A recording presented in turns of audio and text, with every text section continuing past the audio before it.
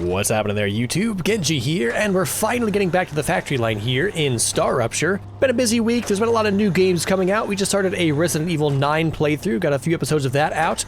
There's Slay the Spire 2, which just came out, that I'm gonna have to take a look at this weekend. And we have a couple of new automation factory games that came out as well, Aethys and Desync. So I'm not sure if and when we'll take a look at those, since we do have StarRupture running right now. But in the meantime, between these two episodes, we did actually get some new news about the upcoming update.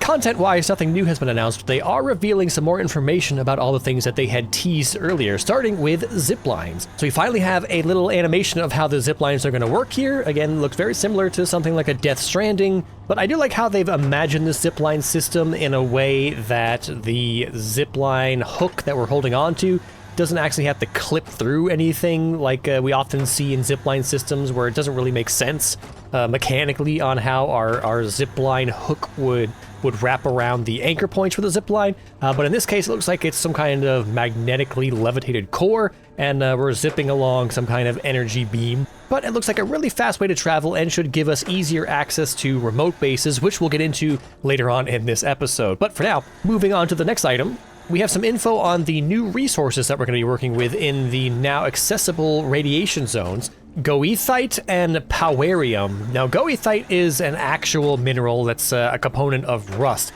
but I'm pretty sure powerium is completely fabricated, although based on the name, it would be interesting if that was used as a component, maybe some higher tier power production facility, like a fuel for a power plant of some kind. But we do get some screenshots of some of the new extraction facilities that'll be used to get a hold of these materials. We have the oil extractor to get a hold of powerium, so it's some kind of oil analog. And then we have the laser drill for getting access to goethite, as well as some new refining and manufacturing buildings. We have the refinery, presumably for oil, and the pyroforge, which will be used for goethite. We're also getting a look at some of the higher tier versions of existing buildings that they teased in the original update news. We have tier 2 ore extractors, which we can see adds like a tower facility behind the extractor. And I guess you can tell that they're tier 2 because there are 2 of these little tower things. And then a tier 2 OCL, which goes from a 2x2 to a 4x4 OCL with a much beefier looking rocket that it fires off. So my guess is that these pods will actually be launching more than one of a material at a time, maybe 5 or 10 every delivery. That would be a fantastic upgrade. But again, no news on an actual release date or what specific bugs, multi-rails, are going to be fixed in this update. So all we can do is sit and wait until they deign to bless us with this new content update. But back to our assembly line. As usual, I've been doing some work off camera. Nothing that progresses the tech tree, just mostly shoring up some production deficiencies on our line. I think we finally hit the point in this particular style of manufacturing our mega assembly line where the upstream demand for high tier manufacturing is choking out our downstream ability to manufacture those low tier goods. And that's largely not because of the actual manufacturing ability. It's again because of the multi-rail bug, where we have dozens of manufacturing buildings all trying to shove their output onto the same rail when they should all be working on independent rails. So I've done a couple of things to mitigate that. First of all, I received a comment that suggested, well, if you're hitting bottlenecks in delivery, and let me get the rails running again, just so we can kind of see it in action. Here we go. I just pulled some random items out of storage here just to get manufacturing running again. So it looks a lot better now than it did previously. So previously we had, especially on like the second and third rails that have plates and rods, which are like some of the most contested low tier items for upstream manufacturing. We were hitting a bottleneck where 3 rails worth of products that should all be running on separate rails were all trying to congest onto a single rail, and so we couldn't actually get the throughput to get all those items further down the line. So the comment suggested, well, why don't you put an additional stack of manufacturing of those materials further down the line so that you can bypass that congestion by just having those materials available again later down the line. And if I had pre-planned that from the start, that would actually be a great idea. But since we've already built out this manufacturing line so far, I'd essentially have to tear down everything past the original bottleneck, put in an additional stack of like titanium rod production, and then rebuild everything past that. So I had a second idea, and that is, well, we have, during the low tier here, we have only the first couple of rails, the first few, 1, 2, 3, 4, perhaps as we get a little further along, poles that are actually in use. We have an additional 4 poles here that are doing nothing. So my initial thought was, what if I create a secondary route for plates and rods, which you can see it's already in use over here, that can bypass the bottlenecks of the original routes. And that kind of worked. My first iteration of that was to just put them on a rail like this and then reconnect them to one of the nodes past the bottleneck. But because they are both connected in the same fashion, because these go out a bit more and then have to come back in, they were actually not, the node selection for the pull request was not prioritizing this rail over this rail, so they wasn't really using this rail at all. So my second idea was to take a rail connector, put it into 2x2 mode, and run a single rail that bypasses like 5 or 6 stacks and just runs, you know, directly here past the bottleneck down the line somewhere, so that only counts as 1 hop instead of having 1 hop, 2 hop, 3 hop, 4 hop as you go through each of these multi-rail supports. And that did work to get that rail prioritized. But it did add a little bit more spaghetti to get the materials onto that rail and then get the materials back off of that rail onto the existing secondary buses. And I also didn't really like the way that it looked like just having a non-uniform looking rail that was running between the other rails. And it also, I had to move some things around so that it didn't intersect with it. So it was a viable solution, but I had a better solution. A better solution came to me as I was working on it. And that is, these rails weren't working in this configuration because they weren't being prioritized over these rails as far as the shortest path calculations, but what if we put a kind of a repeater for this system right here in the form of another storage depot? That way, when the shortest path calculation goes through, it's actually calculating from a very close position rather than a very far position. So that's essentially what I've done here. I've added some storage depots that act as buffers or repeaters for highly contested items, in this case rods. I think there's plates right down the line behind that pole there. So basically the original storage depot, auto-saving, there we go. The original storage depot is supplying this storage depot, and then this storage depot is acting as the closest source of rods for things that are past the original congestion point. And then the original storage depot is just serving the stacks of depots up until this point. So we're kind of splitting the manufacturing line into 2 separate rod networks, as it were, or plate networks, depending on what the congested item was. And that seems to have done a lot to decongest the most highly contested items. But on top of that, we were also having just some regular old production shortfalls. Certain things weren't being made fast enough.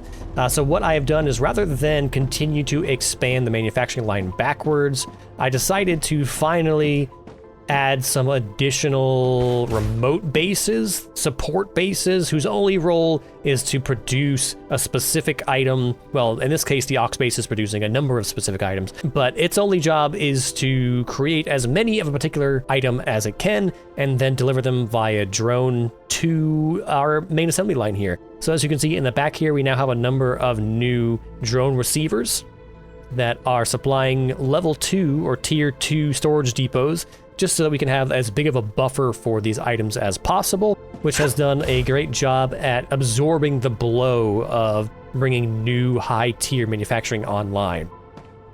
So that new aux base is located right here on the map, so we'll go visit that later, but right here between a wolfram ore and a titanium ore deposit in this kind of flat dirt area here. So we'll take a look at that. But between those two things, we have really sped up the efficiency or increased the efficiency of our manufacturing line. We're not hitting material shortages. We're not hitting delivery bottlenecks. I'm sure once we get some new high-end material manufacturing online, we'll find some new issues. But for now, things are moving a lot more smoothly. Before we run off, you can see I put in some new extendable walkway paths, and one that actually runs all the way out to a couple of our other bases, just to speed things along, reduce the amount of time it takes to run back and forth while I was setting up our auxiliary bases. Oh, and I guess we're gonna have to hold off. We're gonna have to hold off on our field trip for just a little bit longer. But I guess the last thing we can look at while we're here, and one of the things that we're going to be working on today, is that now that I've upgraded this base core to tier 2, we have now been receiving regular bug invasions against the base. So it took me a little bit to find the correct permutation of strategy for dealing with that. I originally tried putting guns close to the monoliths, and then they would come from another monolith and kind of blindside me. I tried putting them on the edges of the bases, but they would find ways around it, or they would disappear behind those gun lines. So I found that it seems like they're all drawn directly to the tier 2 core. So if I just congest the gun placements around the core, whenever I have an invasion coming, I can just come here, pop out my new assault rifle, which I have switched to, which seems to be much, much better than the heavy ammo gun. Both in the ability to zoom in to shoot the spitter targets, but as well as it has an upgrade that allows you to run at full speed when you have it out. And I find it just has like a better time to kill. I can kill bugs faster even though the actual clip size is lower. But yeah, so we have these hand-fed guns here. And in between episodes, I have worked on our Griffith's Blue progression. So we're actually right at the spot where we're ready to do a delivery to unlock our defense towers. So that's going to be one thing we're going to work on in this episode, is upgrading all of our gun placements to defense towers and running a bullet delivery network. Speaking of bullets, you can see this tier 2 storage depot right here is storing standard ammo, and that runs to a little 4-building setup that I built right over here by our ore extractors that just manufactures standard ammo and delivers it to this depot right here. So this will be the supply point for our new defense towers when we get that up and running. Good times. What else? We also have future health solutions. We started this delivery in the last episode of Liquid Helium, and then in between episodes it has completed. So we will claim this a little later on when we're ready to get back into building on the manufacturing line. We'll be able to add compounders, and I think this will work perfectly into my plans for today, because I'd like to get applicator manufacturing online, and then applicators will allow us access to hardening agent, which we do have the blueprint for currently. And then hardening agent will allow us to build synthetic resin, I believe, in the compounder, so that'll synergize well with this unlock. So we'll do some more deliveries today. We'll do a little bit more assembly line today. I'll show you the remote buildings that we have set up, and I think that should keep us busy for a little while. So we'll see how much we can get added to the assembly line today as soon as we're able to go back outside. All right, so let's take a run here so that we can see a bit better. So we're going to run along our new footpath that we built here. This will take us to 2 of our remote bases. One that we've already seen, our calcium base. Are we back over budget again? I keep adding more auxiliary, what do they call these things? Base core amplifiers. I keep adding more and more, and I haven't been even building on this section, but I think this is got some overlap with one of the areas that I added, maybe some new drone receivers, and so it keeps bumping this up and up and up over our total cooling capacity. So I'll have to hit those with some more base core amplifiers. But here we have a little descent into our calcium base. It runs right over the top of our Rupture safe house. And then across what would normally be a scenic little river here. And over to our new auxiliary or support base. Oh, let me get some stamina regen. Here we are. So I don't think there's anything novel or noteworthy about the design here. It's not even a multi-tiered base. It's just a quick flat layout that produces, here, drone mode. Just a flat layout that brings in wolfram and titanium into some tier 2 storage towers, runs through a series of smelters, then runs through a series of fabricators that produce, tier 1 items, rods and plates, stores those in some tier 2 storage depots, and then finally delivers them into drone dispatchers. And so each of these drone dispatchers is connected to a drone receiver back at the base, and we're sending, let's see here, we're sending rods, we're sending titanium sheets, we're sending titanium beams, we're sending, that's a wind generator. We're sending wolfram wire, I have Wolfram plate set up over there, though we're not delivering it yet. I don't know if we're actually running into a shortage of those in the assembly line. Oh, and titanium tubes. You'll see why later. This in particular, well, there's not really a spoiler. I was looking at the manufacturing costs for the applicators. Every applicator requires 8 tubes, so we're going to be going through an absolutely ridiculous number of tubes. So I needed to, add some additional tube production to the manufacturing line. And then I have a secondary auxiliary base set up right over here next to one of our existing assembly lines, and that one is just generating titanium housings. So, not much more to add on that. I just wanted to let you see those so that you know where all of this new material is coming from when we actually get into the manufacturing line. Okay, first things first, I think we're going to need to get some new base core amplifiers online so that we can actually add on to our manufacturing line, because all of our new construction is going to land on this base core here, which is currently maxed out. So I don't think we can build new base core amplifiers until this cools down, which, if we're over budget, tends to happen right as the smoke clears and we go back into a regenerated Arcadia. So I don't think we can build them just yet, but we can set up perhaps a second tier? I don't think there's any reason why we can't do a double stacked grouping of these base core amplifiers, so let's see.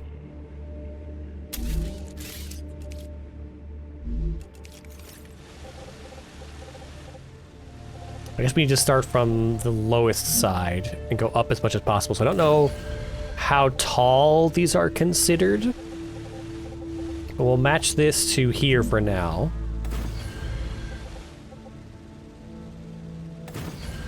And we'll see just how many we can get away with. Oop, we need to go down one more.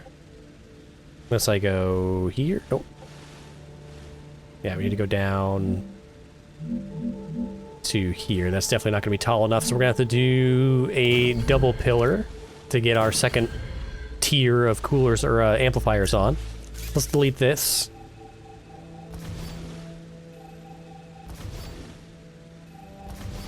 And we'll match to this.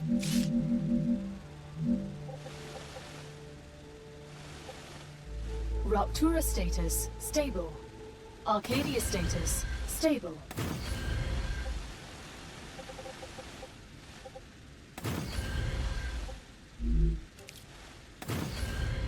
Pillar, pillar, pillar. Now I don't know...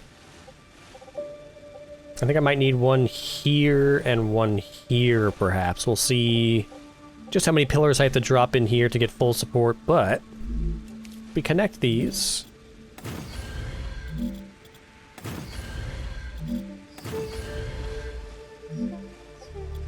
Like so. Let's see how many of these we can actually squeeze in here. Yep, we can do double layer. 2, 3, 4, 5, and 6. And we're definitely not making the most efficient use of our space here. Where is this? Is it underground? Is it above ground? I can't tell. Let me just go back into it. Base core amplifier. There we go.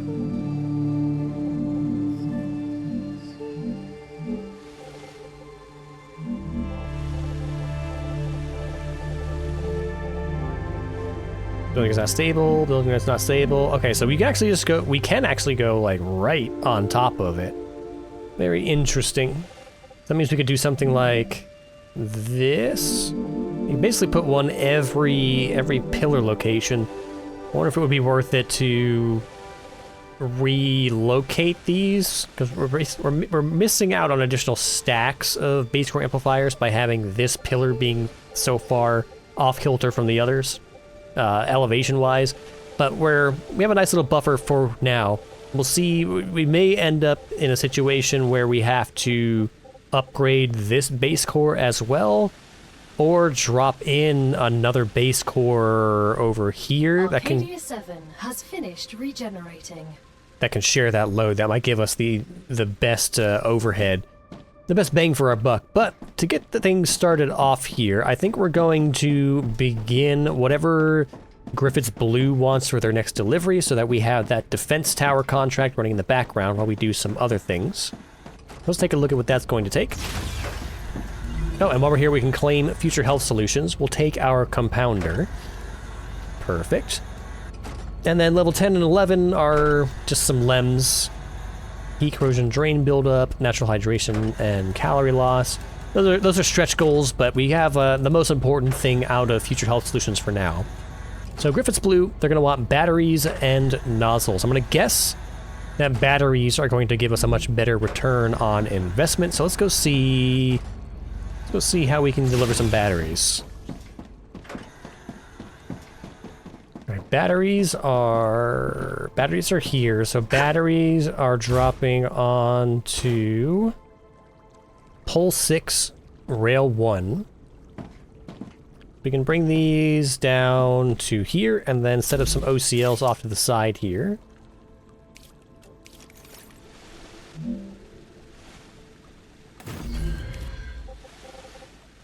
All right, and then Rail 1, if we feed into here. Let's set this up first. 1, 2, 3, 4, 5, and then 6.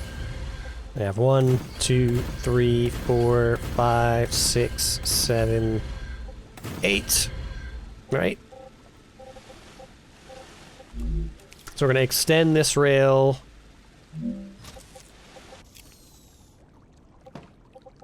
Not that rail. We're going to extend this rail straight through.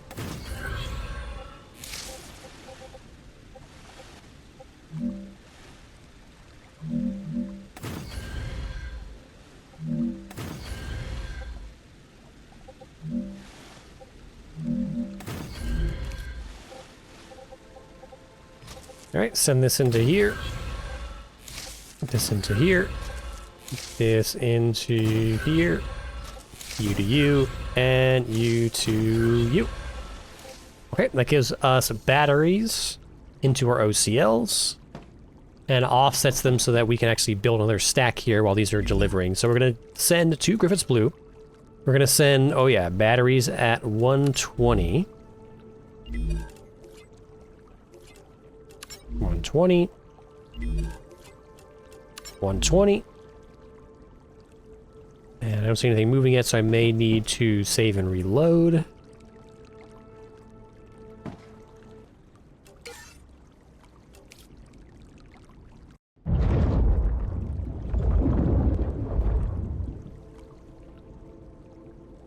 And here they come.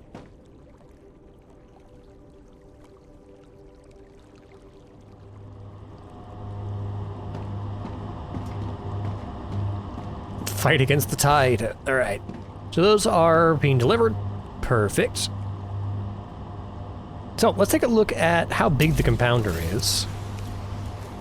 An intermediate production building utilizes chemical reactions to make products. So yeah, we've already hit our thermal limit even with those new base core amplifiers that we built. So before we plop this down, let me build another base core over here because we're also at the edge.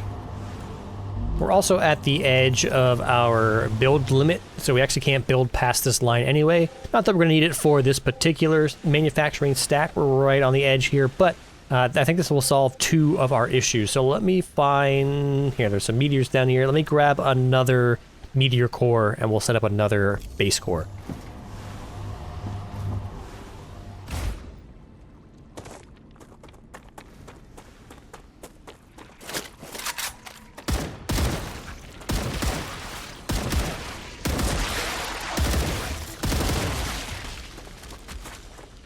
It's so much more accurate, I think, is what makes it preferable to the heavier gun. The only downside is you have to reload more often, but literally everything else is better about the assault rifle. Alright, let's see how far this base core will stretch. That'll get us, yeah, to the other side of our assembly line, which is perfect. So we'll drop this here. It should also absorb some additional thermal capacity from the rest of our line. It's already overloaded. What? That's insane. It's like 150% loaded right off the bat. Okay, well. Then I guess we need to get this out of the range of the bulk of our assembly line so that only this stretch of the assembly line is reachable. Okay, how about if we drop it back here? So this is right on the cusp of our existing line. This will cover...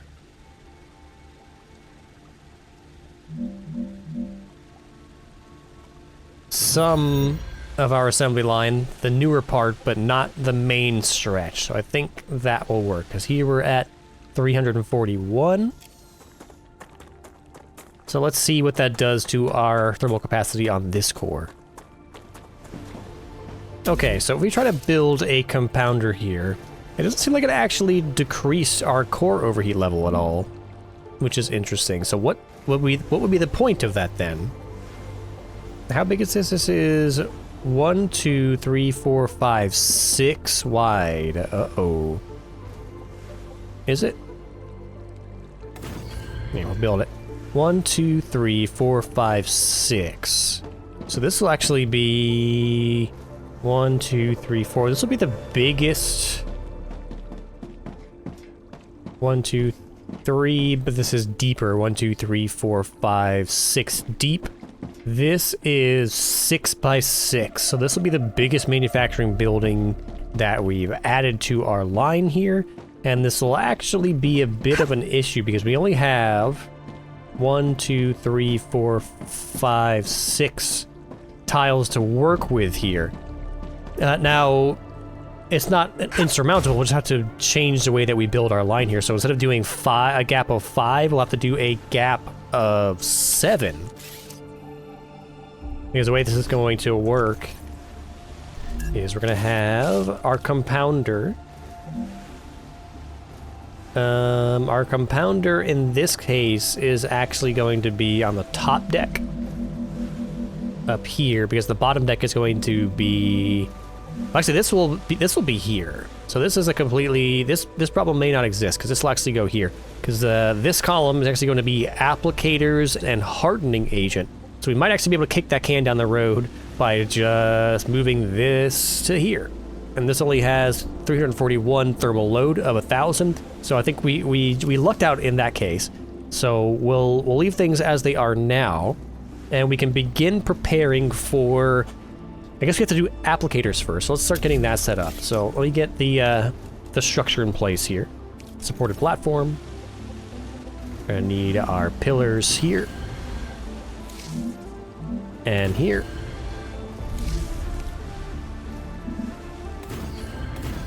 One, two. 1, 2. Copy this. Match the height. This will go here. Oh, no, here. And here.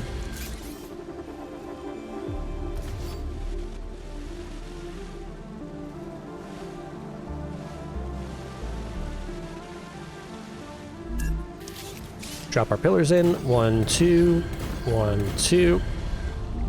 Down here we'll have, I believe, applicators are made in a fabricator. Yep. So this will actually be our final fabricator recipe.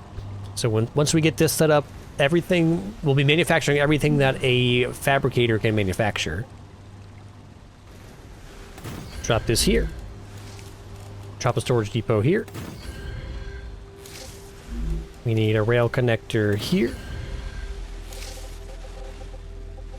And one here.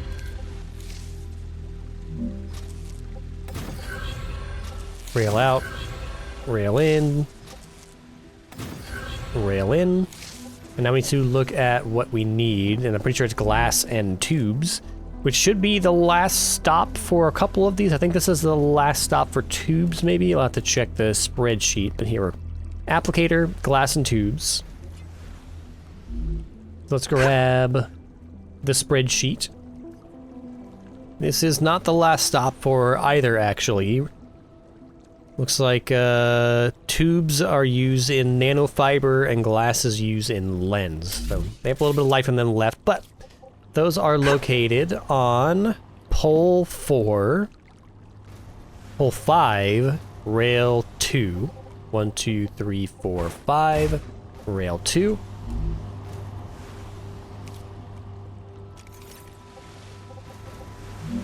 Match our Z height. This is how it works. Bring this down by 1. Bring this up by 1. Right here. That's at height 1. Up. In. Please stop kicking me out of drone mode. Alright, so we said pole 5, 1, 2, 3, 4, 5. Yes, rail 2. This is tubes.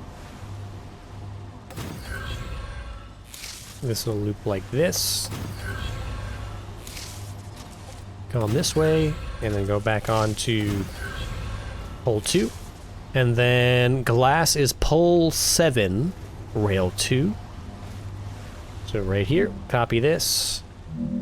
Lock our Z, bring it down by 1, up by 1, rail 2, bring it to the left, and there we go. That should be everything we need to manufacture applicators. So we'll set this to applicator. I'm sure we're going to have to save and reload, so let's do that.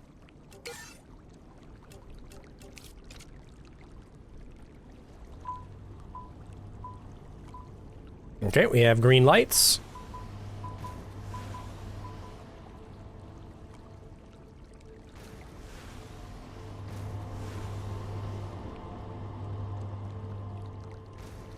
There we go. I see a long line of something coming. That's got to be our glass. Tubes are a bit further back. I think I see tubes now. Yep, tubes and glass.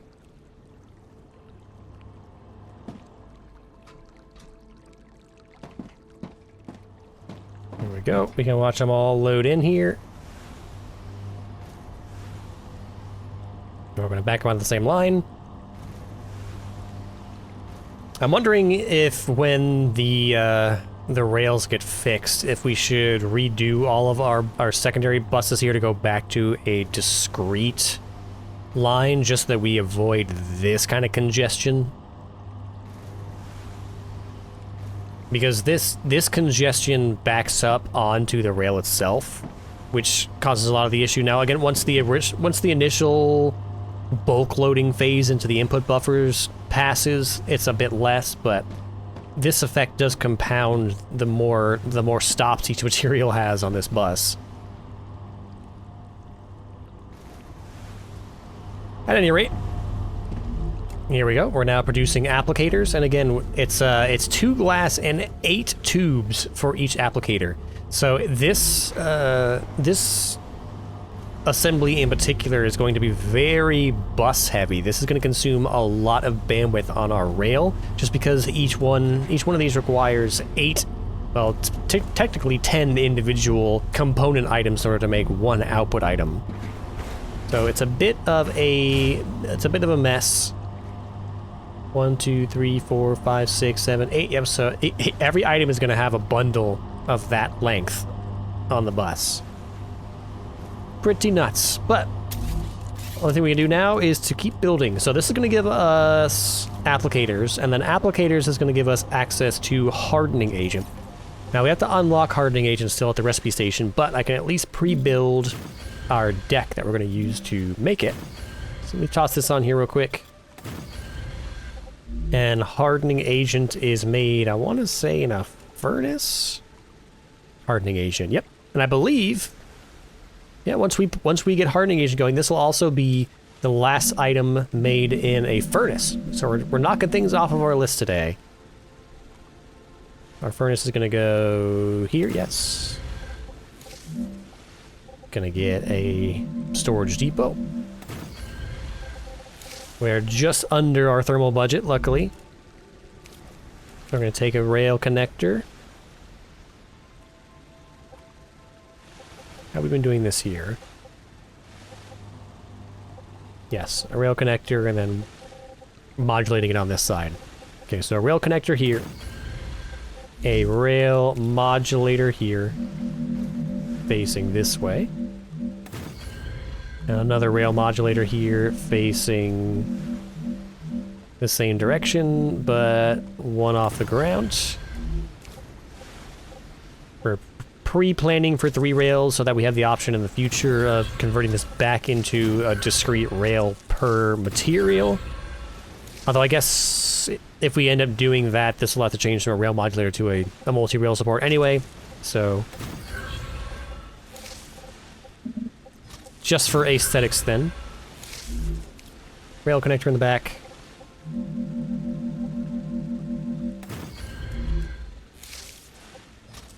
Output. Input. We cannot assign this hardening agent yet. So let's go ahead and run back to the recipe station and get that unlocked.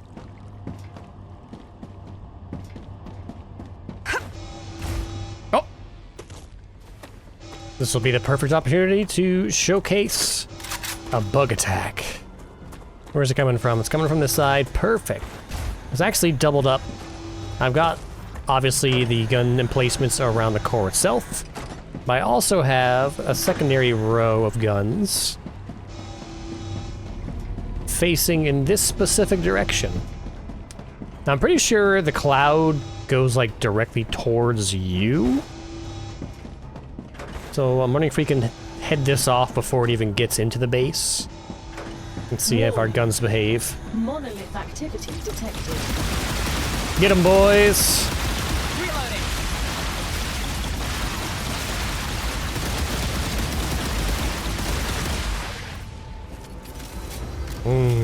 The smell of bug guts. I wonder why they have red blood. They've got green guts, but red blood.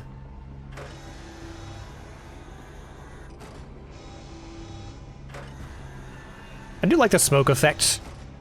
It gives a bit of a... Did anyone remember the old Flash horror game Ex Mortis? Activity of nearby monolith. That was the way that the undead horde traveled in Ex Mortis. It was just like a giant cloud of miasma. Hey, where you going? You leave my ore tractors alone.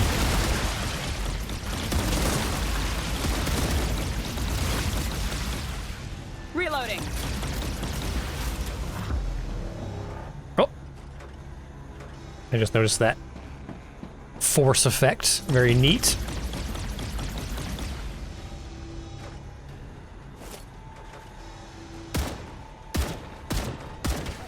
The guns aren't very attentive. Warning. Monolith activity detected. I'm already on it. Fire!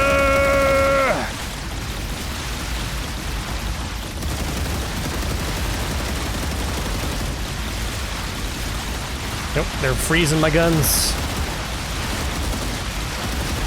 That's right. Line up for me. Reloading.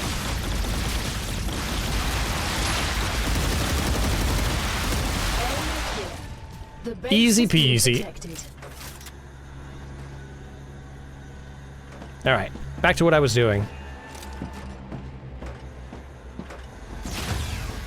Recipe station. Right.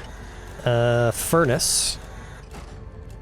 So we'll insert the blueprint. We'll insert the research points. So I'm going to need 300 applicators. So I'm actually going to let that run for a bit.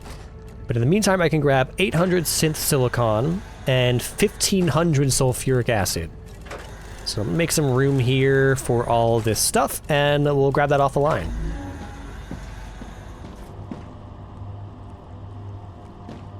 Now, luckily from what I can see, there are no real hang-ups on the line anymore. We don't have a giant stopped blockade of titanium rods anymore.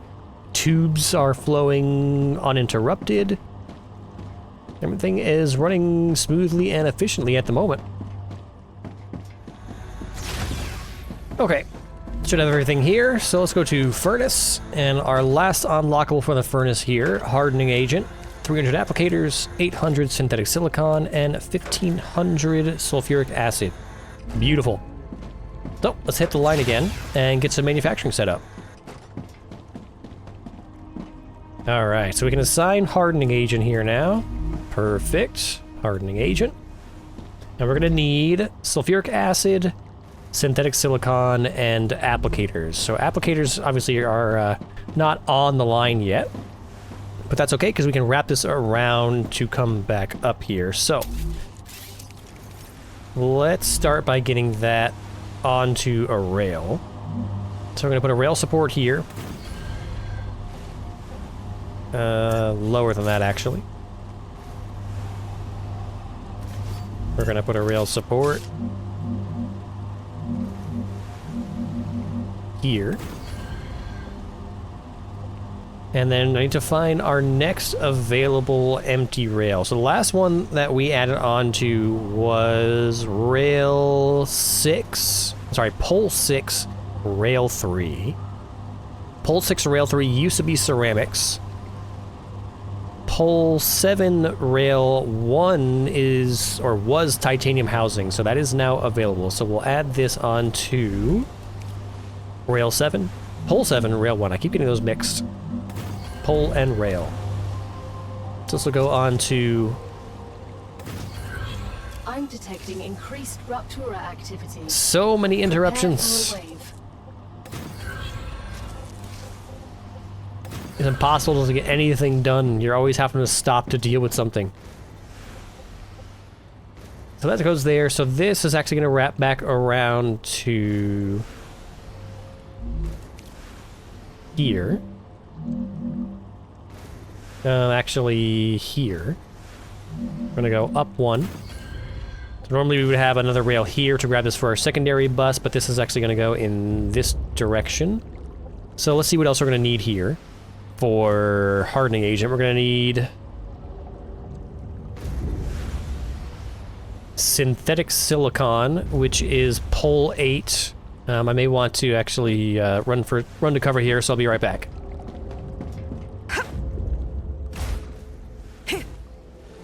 Okay, where were we? Pole 8, rail 3 for synthetic silicon. So let's lock our Z. We're gonna go to here, pole 8, drop it by 1,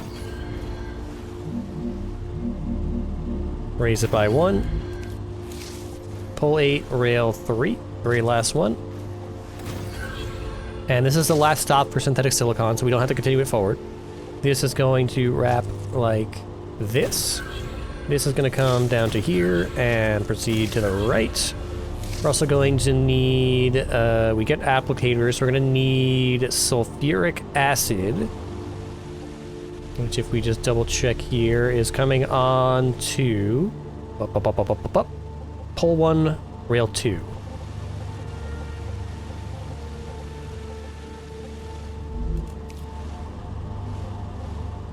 So we'll lock our Y, pole 1, rail 2, drop it by 1. Bring it up by 1. Rail 2. Wrap this around this way. Bring this to the right. And that should be everything what we need. Oh, did I connect this through? I did not. I brought it here, I didn't actually connect it, so this will go here.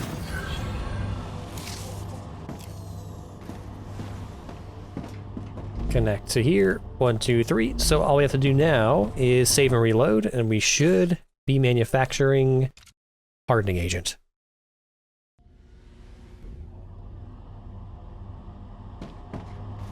And then there's applicators.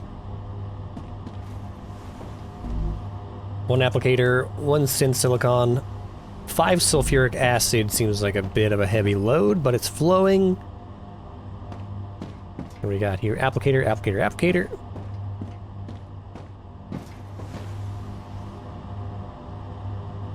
Here's sulfuric acid.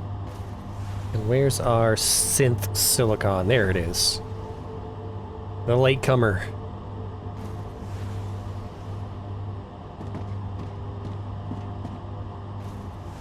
Follow it in, and green. All right. And there they are. Our very first hardening agent, which is what we're going to need for our first input. Well, I'm not sure actually what the default recipe is for the compounder, but let's finish the trim work here on this leg of the assembly line. So, no. We have to put one here, and then the rest is going to be extendable walkways. Oh, you can connect it to itself? That's crazy. Does that work? No. Ramp is too steep. Okay, so this is going to come to here. Oh, we have to still put this back onto our assembly line. So let's see. Where is an open spot? The next available spot is Pole 7 Rail 3, which used to be heat-resistant sheets. So we're going to put a rail support here.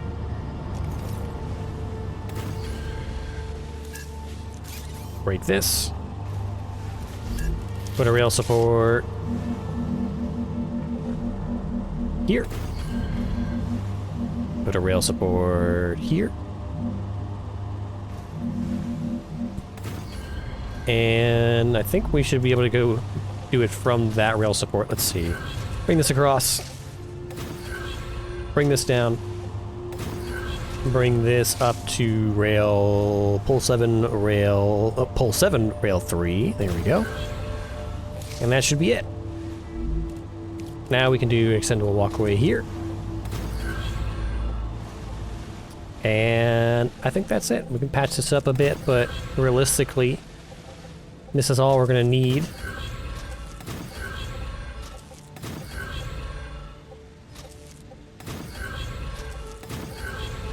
Not important. Okay, so we'll let this build up a bit. We don't seem to have any supply issues here. Our batteries are still delivering. I think we're only producing enough batteries for like one delivery at a time, but last I checked we were at almost 60%. And so we should be getting pretty close at this point. Let's take a look. 75%, almost there. We'll definitely hit it soon. Probably while we're working on the compounder, it'll finish. All right, back at the end of the line here. Let me plug up the floor of this tier, just so that we're done here. And bring forward all of these other rails. And then we're gonna have to work out exactly how big of a gap we're gonna have to put in between this stack and the next stack in order to get the compounder to show up on the thermal list for that base core.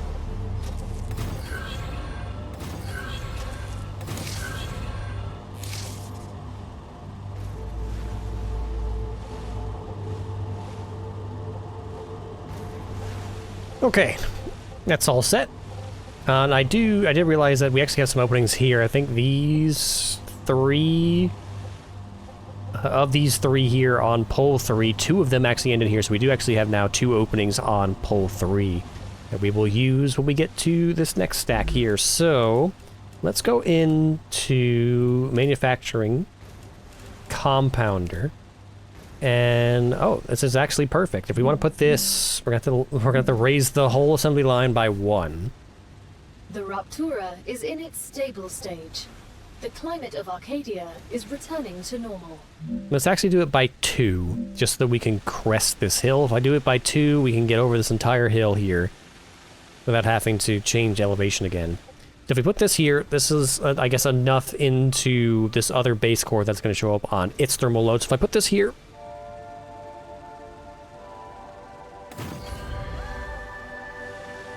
we're still good here at 1256 of 1280. Okay, so that can live there. This is going to be its own. Well, I guess we could technically do one more pillar here, so we could stack something above this. So we can go if we grab a supported platform here and we put this at ground level, we can actually go 1, 2, 3. So we can get up above this to do a second layer. It's just going to, it's gonna change the look of our assembly line.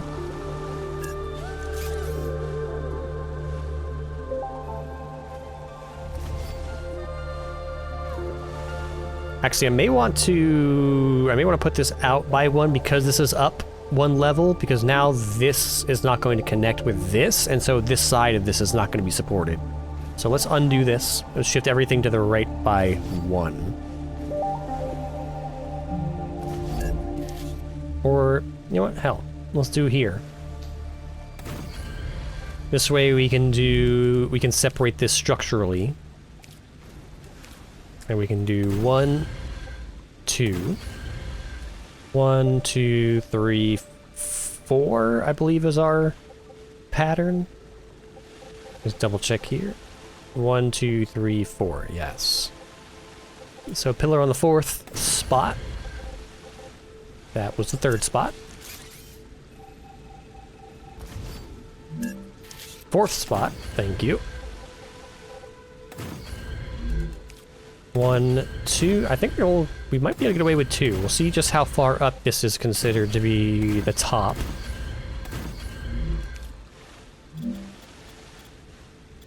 Building is not stable. Well, but it's letting us do it.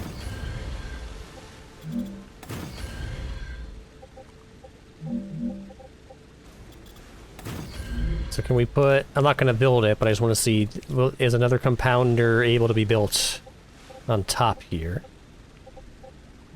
It's gonna fight me.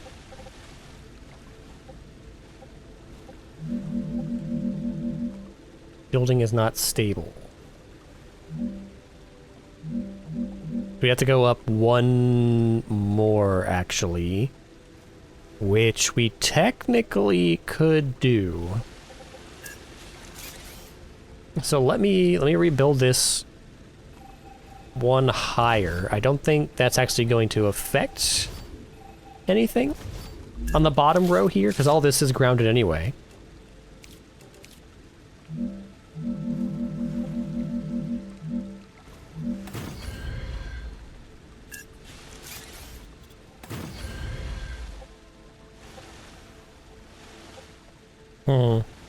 I think these pillars might be too far apart.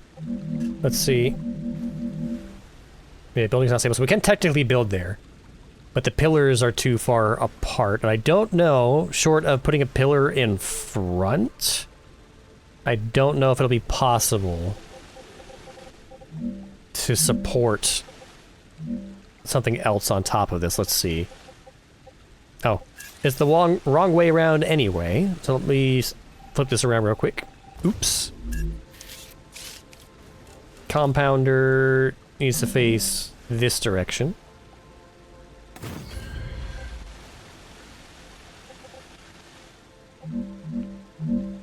So if we drop a pillar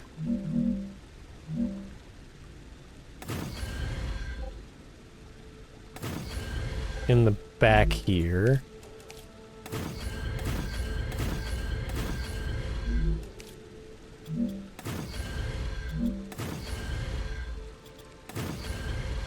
let's see. I don't know if a compounder or an assembler is going to go here, but I would like to at least be able to build up here. Building is not stable. Yeah.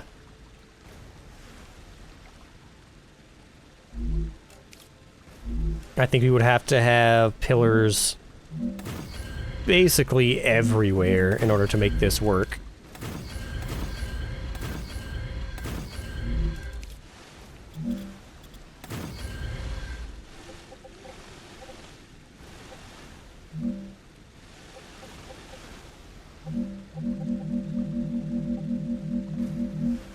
Yeah, we have to have pillars front, back, left, and right in order to stack 2 compounders on top of each other like that. But it does work. It would just, it would interfere. I guess if we set this whole thing back one. That way it doesn't intersect our rail.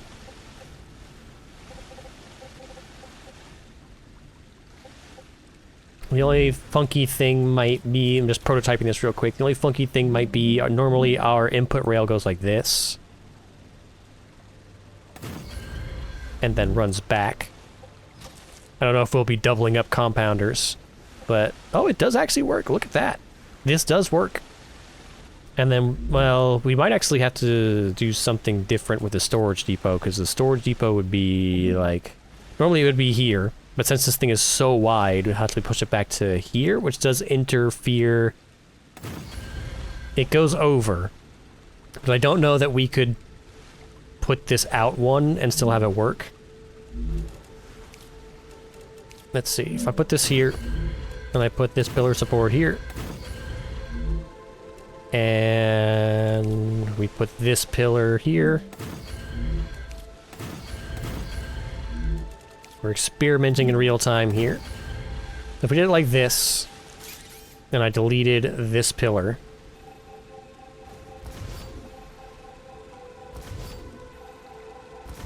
this does actually work. This is a very, very strange arrangement.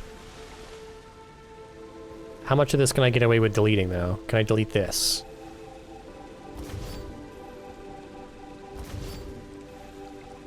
I can. We delete this? I don't see how that would work.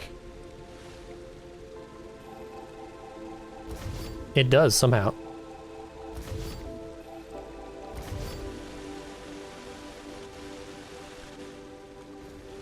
So we don't actually need this right pillar at all, if we're doing it in this configuration. We only need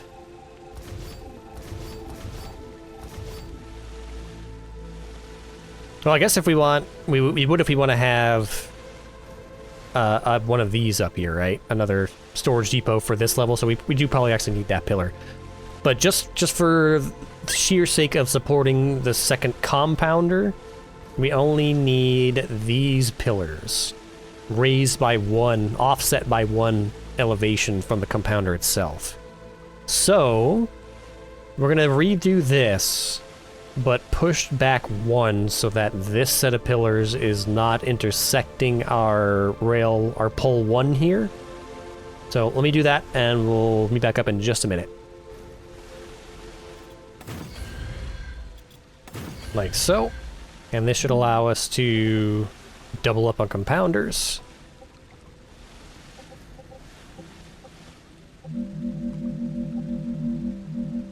Yeah. But I don't know if we're gonna do that. We'll have to take a peek at what recipes we had to unlock. It's either going to be a compounder or an assembler here. And that will go here. Yes, that also fits here just fine. So no issues there.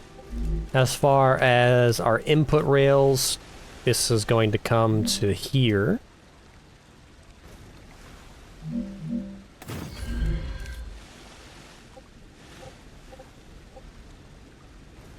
Now this worked, but this is not how this gets set up. It goes straight back. But I don't know, again, how many, if we're going to be doing multiple of these deep. So for now, we'll just put this directly into here. Because all of our higher tier construction, we've only got one so far. So that'll go there. I do need to push this back. I forgot that we have to put a storage depot in here.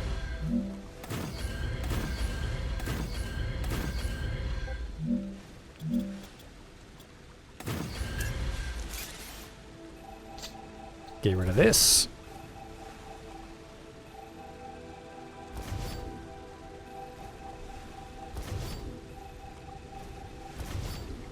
Drop a storage depot here. I guess I'd like to have it here, but this is fine.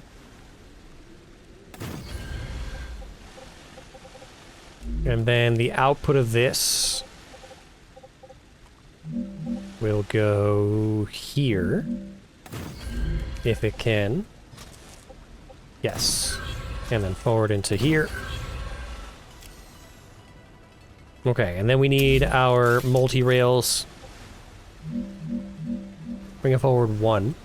1, 2, 3, 4, 5, 6, 7, 8. We're going to connect these with extendable walkways to bring power forward. Unlock everything. Ramp is too steep. Uh-oh. What about stairs? Stairs works fine. Well, no. Stairs wouldn't make sense because we're trying to avoid having these structurally connected. Well, poop. I guess we'll just have to have a gap.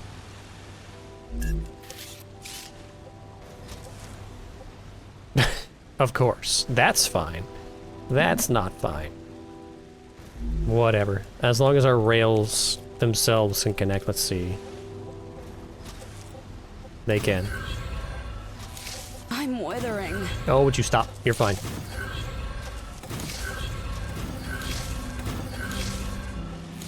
Alright, so where does that put the ends of this line now? So we're going to go forward 1, 2, 3, 4, 5, 6, 7, 8 now. That's nuts. 2, 3, 4, 5, 6, 7, 8. And let's take a look at what we're going to need in here. So we're building synthetic resin. We're going to need hardening agent, more sulfuric acid, and calcite sheets. Is that the last stop for calcite sheets? It is. Interesting. Okay. So calcite sheets is pull 4. We're going to start with sulfuric acid because that's on pull 1. Let's get out here. That was pull 1, rail 2, if I remember. So rail connector, we're going to have one up from the bottom. Bring it down by 1. Pull 1, rail 2. And I believe... I think this goes forward some more. I'll have to take a look. This is going to wrap back around this way. Go up. There's our sulfuric acid. Next we need hardening agent. Well, let's do calcite sheet. That's on pull 4. So 1, 2, 3, 4.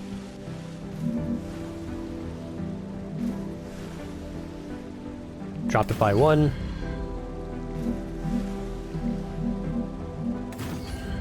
Bring it up by 1. Calcite sheet. Rail 3. So this is the last stop, so we don't have to bring it forward anymore. And then hardening agent. We have right here. That's rail 3 on pull 7.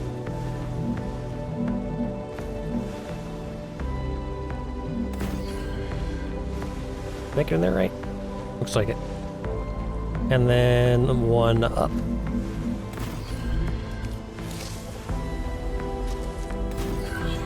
That'll definitely need to go forward. Okay. That's flowing, but I suspect the stuff that's further down the line is not going to be coming. I don't see any sulfuric acid coming. So I'll have to save and reload to get all of that flowing in here, but that should be everything we need for synth resin. Let me save and reload.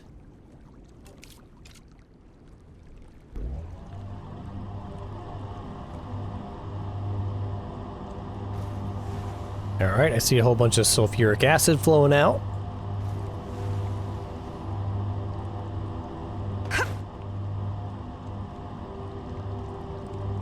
Wonderful. There's our Griffiths delivery. And encourages you to search Arcadia to find abandoned bond discs. They're discs?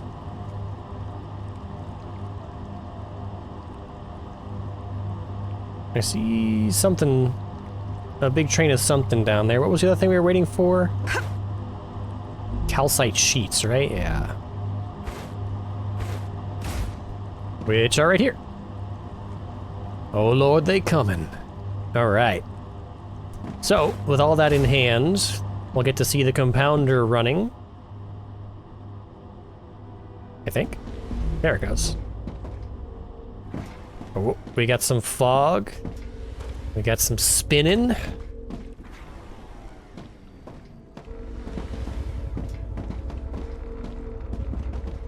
Oh, and we have to tell this that it's going to be storing synthetic resin. And here we go. There's our first synth resin. And our first compounder recipe online. Now, calcite, oh my god, 10 calcite sheets. I'm so hungry I feel sick. Stop. You're so needy.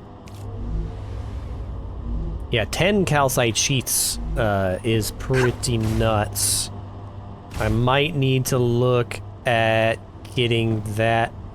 They're very slow to deliver as well. I may need to look at doing a repeater style system for that, so putting a storage depot further up ahead here to kind of pre-stock those. Because yeah, if it's taking this long to get these calcite sheets, then we're gonna have an efficiency issue with this compounder. But it's at least running for now while we go and look at our unlock from Griffith's Blue.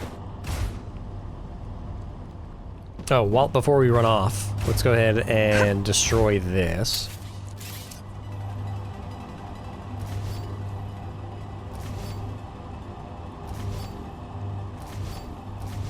Thank you. And we can put these batteries back as well.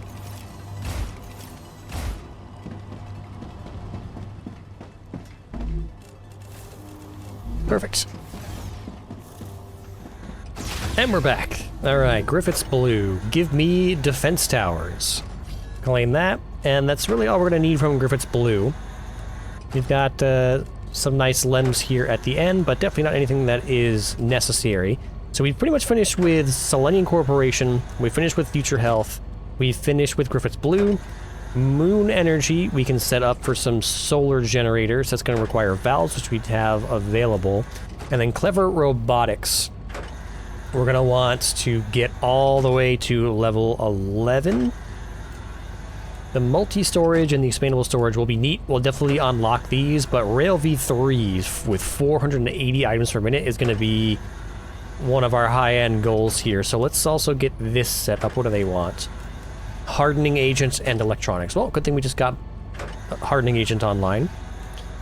So we'll do hardening agent and valves, but for right now, let's play with defense towers. So they're 220 intermediate building materials. Oh, and they're 3 by 3. Interesting.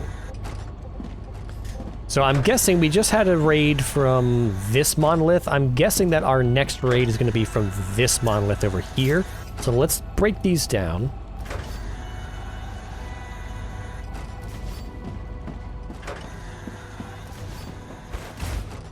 We'll take all of our bullets back.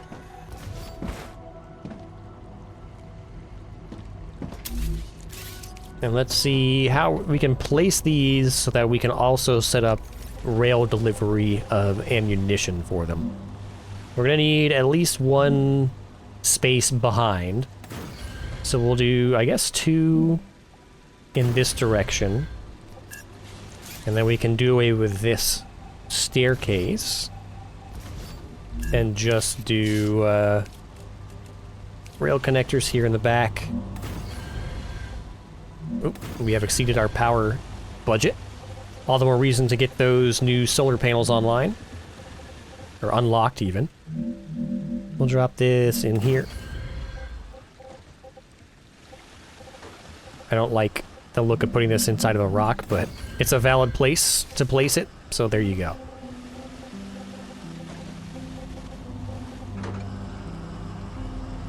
These have a slightly less annoying sound than the manual load guns, which I appreciate, because those things are so loud and so obnoxious.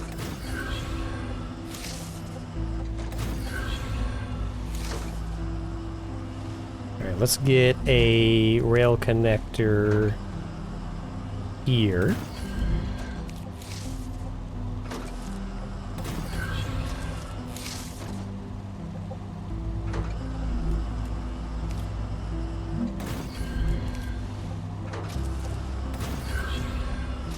I want that to be square up.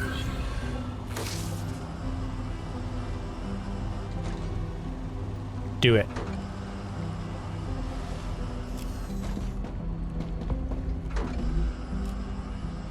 Standard ammo. Oh, there it goes. I don't know what took it so long.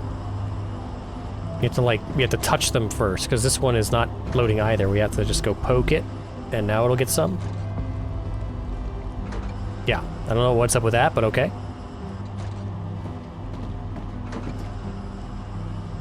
Love it. All right, so let's get one or two facing in this direction. Now let's get one facing this direction, then we're gonna want the defense towers on the outside there to run like first interference for the bugs coming from that monolith. So let's get a defense tower.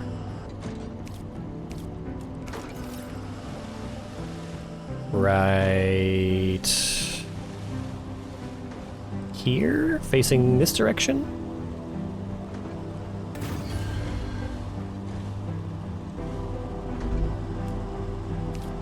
Do a rail connector here.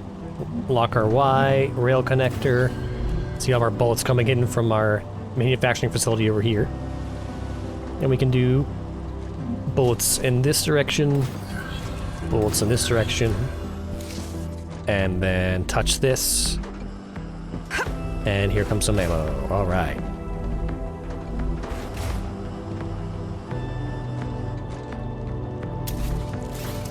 Plug this gap real quick.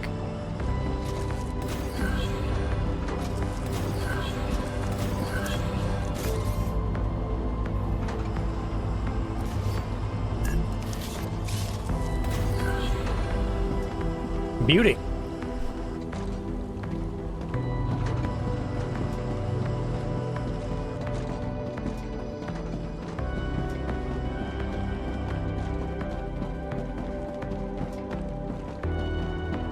I'm actually gonna need some more intermediate building materials if we do that. Oh god, how do I end up with so many bullets? Uh-oh. I don't need this many bullets. Oh no, it's already full up again. Crap. It gave me all the bullets. Well, you know what? I can stick these into the defense towers that we're building here shortly. Oops.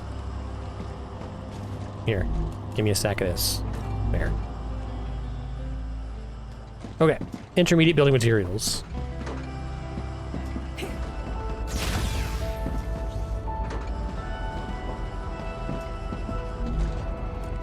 Max.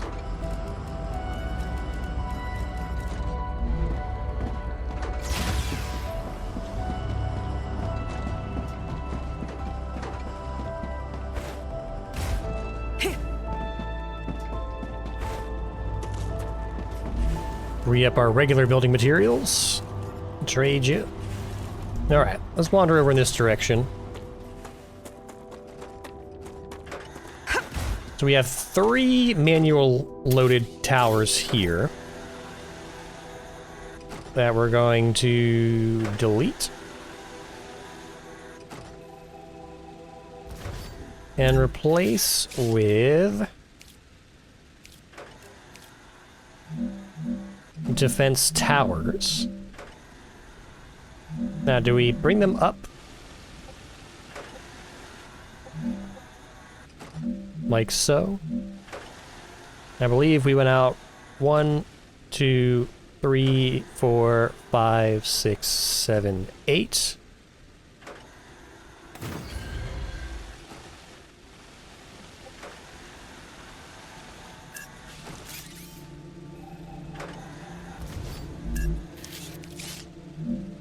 Although we're also going to have the bullets that we're getting from these. We're going to have so many extra bullets.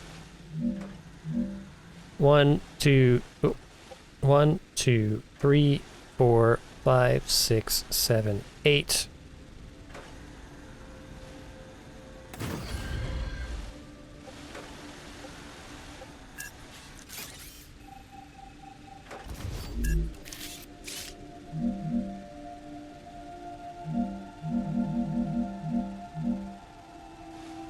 Really?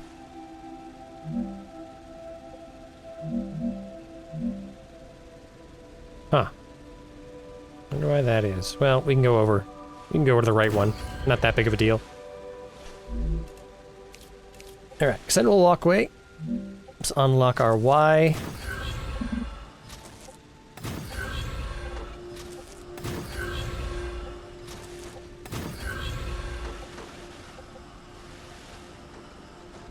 We're gonna need rail connectors in the back.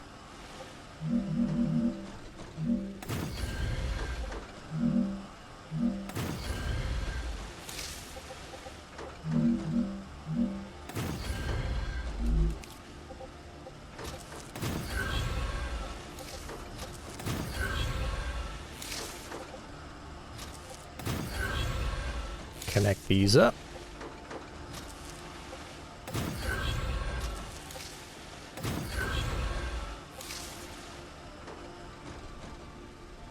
I was pondering if I should do a row of pillars to create like a faux wall here underneath. Yeah, just like that above our walkway. Now it's not actually going to stop them from jumping over. If the pillars are uncapped, they can't jump on top of it because it's not like a valid place for them to jump. But because these defense towers have their own kind of platforms, the bugs can just jump up here. So it's not actually going to stop the bugs from jumping, but it might look more like an actual wall, just visually.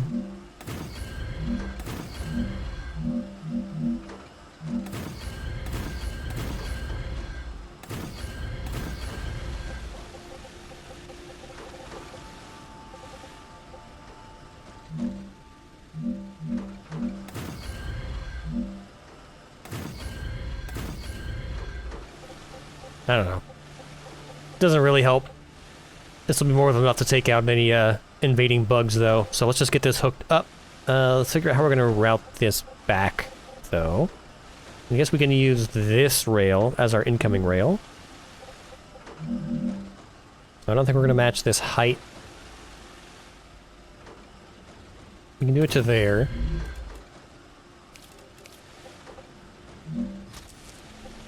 Yeah, that can come in there, and then they can split right and left. Now, let me, before I connect this up, let me dump off at least some of this ammo that I'm stockpiling here in my pockets.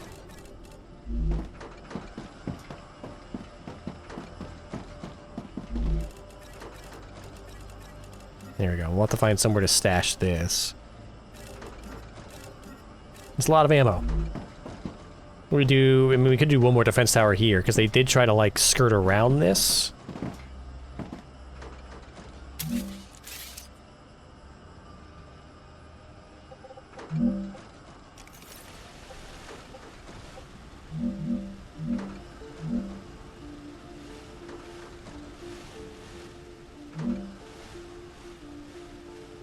Oh, we can build this outside the build area. Interesting.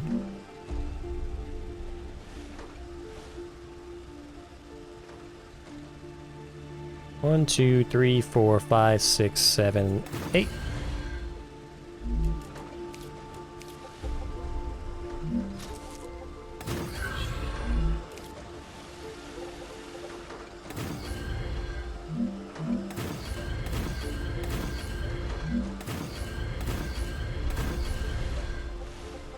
Beautiful.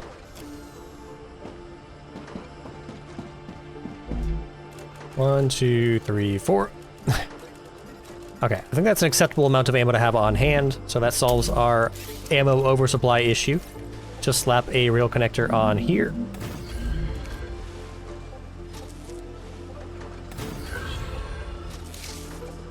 There. Nobody ever complained about too many guns. So, let's just connect this back up to a source.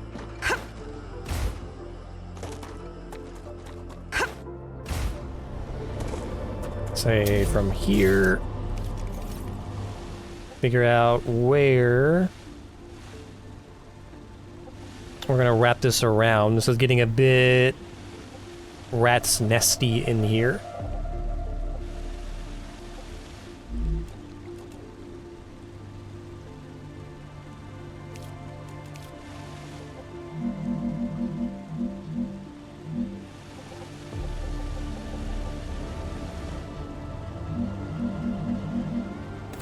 Let's bring a rail support up as high as we can here.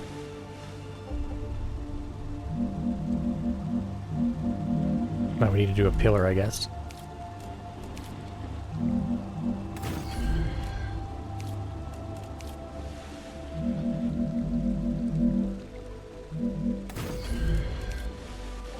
It's actually a bit too high, but let's see. To here.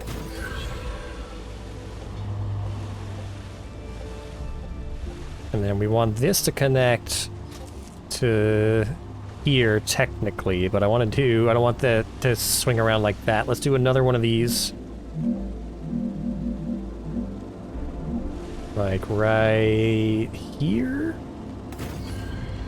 No, right here. That'll line it up. Pillar.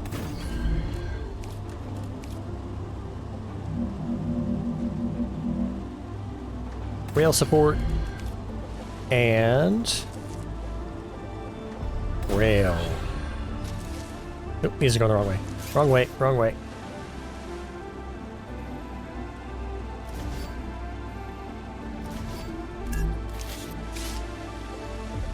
Alright, so from here to here, here to here, here to here. And there we go. Let's make sure that this one's facing the right way. It is. Okay. So that wall is fortified. I think that's all the defense towers are going to need for right now. Because when they attack from that direction, they've mostly left our assembly line alone. It's only when they attack from this direction, if I just fortify here, that they have to come. Activity detected. They have to come through the assembly line to get to the core from this direction, and they start to infect things and shut down buildings. So that should be good. We'll pop back onto the assembly line as soon as the Ruptura's over here. We gotta find blueprints for pressure tank. We're gonna have... all of these blueprints are probably gonna be all together, because all the ones for the Mega Press were all together. Compounder, we can do liquid helium. It looks like just about everything in the compounder requires hardening agent, and by almost everything, I mean only two things. So it looks like the next step for the compounder is going to be liquid helium. We probably don't want to do liquid helium until we're sure that pressurized helium is done for. And I think it is, because the only other thing I see that needs helium in the assembler is the resonator. We do have to wait for 600 hardening agent to back up. Anyway, so our next turn in is going to be valves. So we're going to get valves set up for delivery. And I think we might actually hold off on hardening agent for now. We'll see how much more hardening agent is worth than electronics, because we have plenty of electronics, but hardening agent right now is very contested. Everything wants hardening agent at the moment. So let's go to the end of our line here. Now, for some reason, even though we were well under capacity for this core, we are now somehow over capacity again. I'm not sure why. Somehow we got to 1281 of 1280.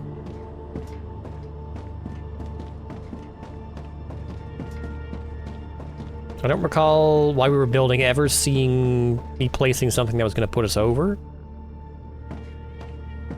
I'm not sure what's going on there, but it's not that big of a deal because it's only affecting the corner of the assembly line over there, so it's not a huge deal. We can drop another booster down there. But we were going to do valves, which is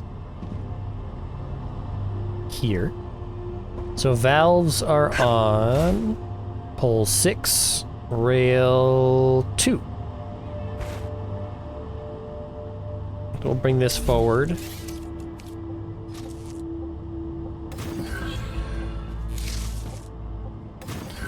Pole 6, rail 2.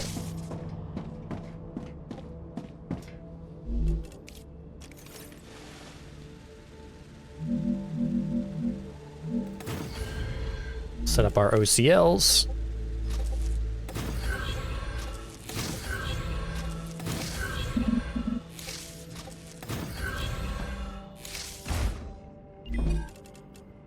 Moon energy, valves.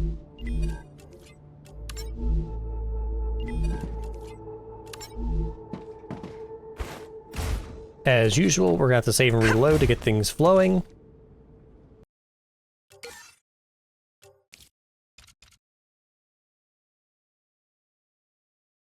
I wonder why we only get orange smoke out of the compounder for like a second.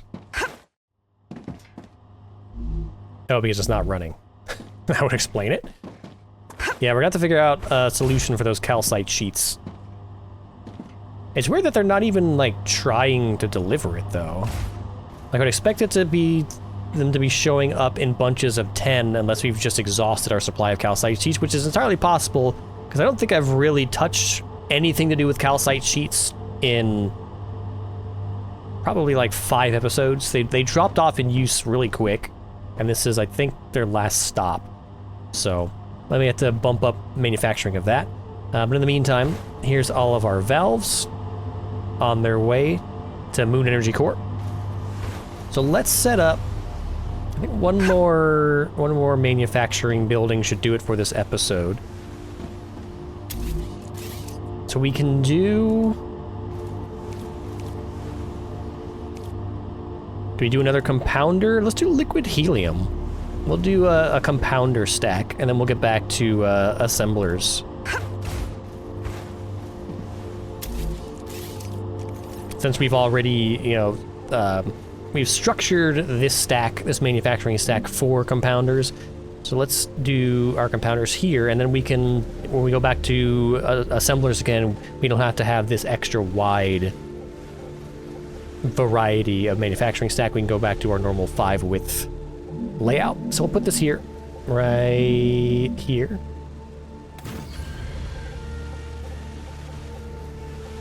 And we'll drop our rail connector here.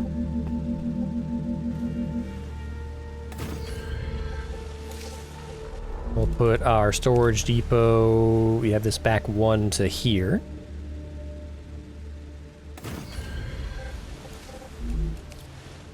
Input rail. Let's take a look at what we're gonna need. We're gonna need liquid helium and something. Oh, yeah, we have to unlock it first. It's liquid helium and hardening agent, right. So let's go unlock the recipe first.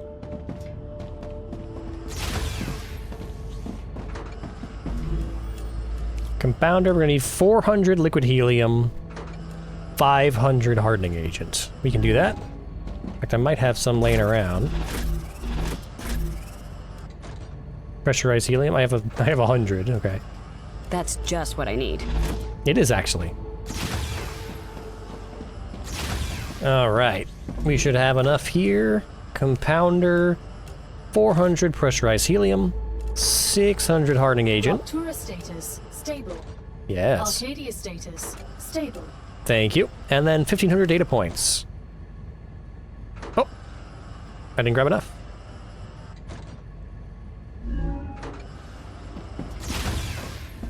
How about now? There we go. 600 hardening agent. We have access to liquid helium now.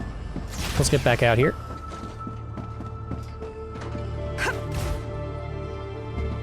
Okay, so we're gonna set this to liquid helium. We need pressurized helium and hardening agent. So pressurized helium, we're gonna have to look back here again. Pressurized helium should be you. Pressurized helium. Pressurized helium is doing a loop-de-loop, and it's on rail 1, the very first rail.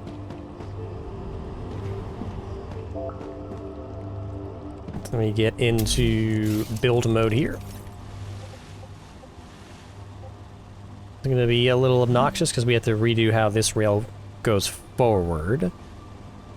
So what we may have to do here is just move this over to the right one.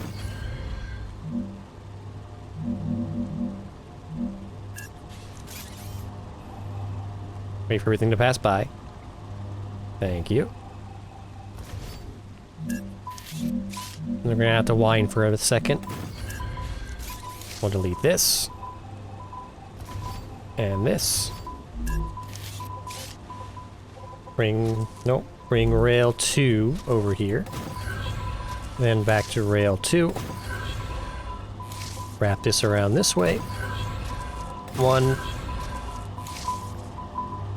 And, that might be fine.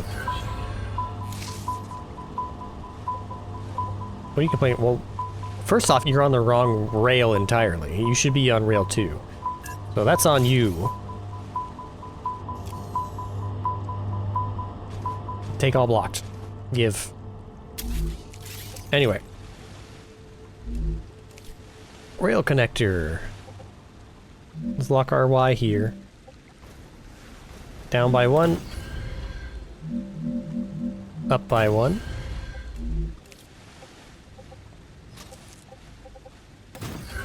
Rail 1. I think this might be the last stop for pressurized helium. So we'll bring this around this way.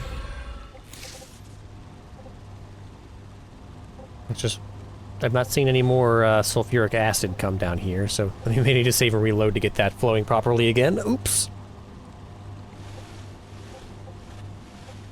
Now then, the hardening agent is right here. So hardening agent is pull 7 rail 3, which we're actually already using for resin. So we're also going to reuse this. We're gonna move this forward to here, drop it by, well, here. The way we do this, bring this forward, drop it by 1. Bring this up. We delete this. This is rail 3 on pole 7. Whoop. Let those go through. 3 is actually going to come to here. Then wrap around this way. Then go back here. And this can come this direction. Actually, no. No. Is this up too high? No. It just looked like it was at an angle for some reason. These are going to go this direction. Because they need to go to a pole that doesn't exist.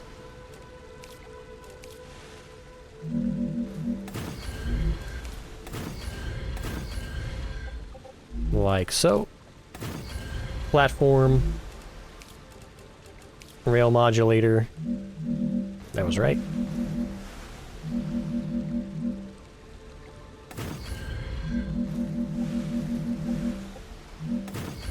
So there.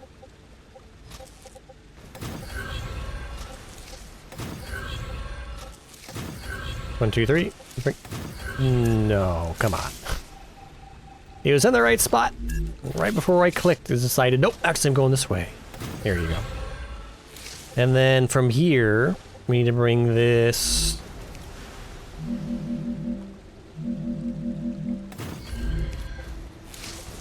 to here, and then into here. So that should be everything we need. That's pressurized helium and hardening agent. We have messed up the routes for everything, so we're going to have to save and reload. So we'll do a save.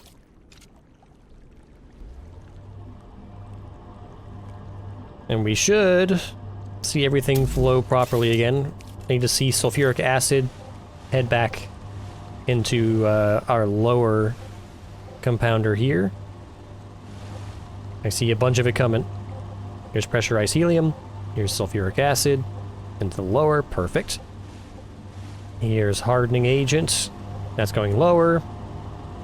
That's going upper. Perfect. I think we're looking good there. Oh, get up there. I need to think about how we're going to get access to these upper floors if they ever fix this jump bug. Or exploitable multi-jump feature, we'll call it. Let's see, can we slap a rail connector here? take our output and our input. Liquid helium. Here it comes. All right. One more material to our assembly line. And I think that's probably what we're going to call it for this episode. We're getting up to about 3 hours. And I'm not sure exactly what else I would like to do on camera here. Obviously, we have some more manufacturing to set up. But at this point, with being so late in the episode, I really don't want to start another big task. I think in the next episode, we're going to go and find some blueprints for the compounder. There's a bunch of stuff for the compounder, the assembler, or both. We're missing some higher level blueprints, so we're going to have to do a little bit of adventuring for that. I have a little bit of cleanup here to do on the line. We need to plug all of these holes here. But yeah, I think we made good progress today. We unlocked... Is that right? That's right, yeah. We unlocked some new recipes. We set up some new manufacturing. We went over all of the throughput and extra manufacturing that got brought online off camera. We leveled up our base defenses with the new defense towers. I am going to have to look at some point in the future on upgrading this tower as well, because we keep bumping up the thermal limit here. So I do need to quickly pop on, before I forget, an additional one of these base core amplifiers. Necesito agua. Just to keep things rolling along here. We'll put this down below. One, and we're out. So that's 1,300 now, and somehow next time there's a rupture, we'll somehow be above 1,300, even though we're working far out of the range of that base core. But whatever. So that's where we're going to leave off for this episode. Again, we're still waiting, fingers crossed, for a new content update to drop. I had previously thought that they had said they were going to be releasing that before the end of the month, but apparently I had just gotten my wires crossed with reading some Steam forum discussions, because they seem very adamant in the latest news release that they're not promising any particular day for this stuff to arrive. So all we can do is wait. So by the sounds of it, we'll have another episode out before that releases, but the sooner they get it out, the sooner we can check out some new stuff, yeah? So that's what we're going to leave it for this one. Hopefully you enjoyed this episode of StarRupture. If so, hit like and subscribe. If you want to check out StarRupture for yourself, head on over to Steam and pick it up. And if you want to let me know what you think of the game so far, then hit the comments down below. But whatever you do, I'll see you right here again in the next one. So until then, bye-bye.